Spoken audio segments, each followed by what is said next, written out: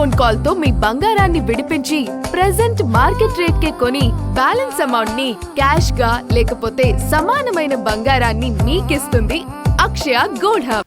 Russia ప్రతిపక్ష నేత Alexei నావల్నీని dart frog అనే కప్ప విషయంతో పుతిన్ ప్రభుత్వం చంపిందని 5 ఐరోపా దేశాలు ఆరోపించాయి.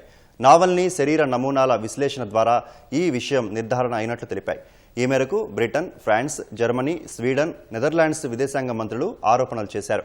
నావల్నీ మృతదేహాన్ని పరిశీలించినప్పుడు ఎపిబాటిడిన్ అనే పదార్థం కనిపించిందన్నారు. ఇది ఒక రకం న్యూరోటాక్సిన్ అని, దక్షిణ అమెరికాలో కనిపించే డార్ట్ ఫ్రాగ్ చర్మంలో ఉంటుందని ఒక ఉమ్మడి ప్రకటన చేశారు. రష్యా అధ్యక్షుడు పుతిన్కు బద్ధ వ్యతిరేకి అయిన నావల్నీ ప్రభుత్వ అవినీతికి వ్యతిరేకంగా నిరసన కార్యక్రమాలు నిర్వహించారు. 2024 ఫిబ్రవరి 16న ఆయన కారాగారంలో చనిపోయారు.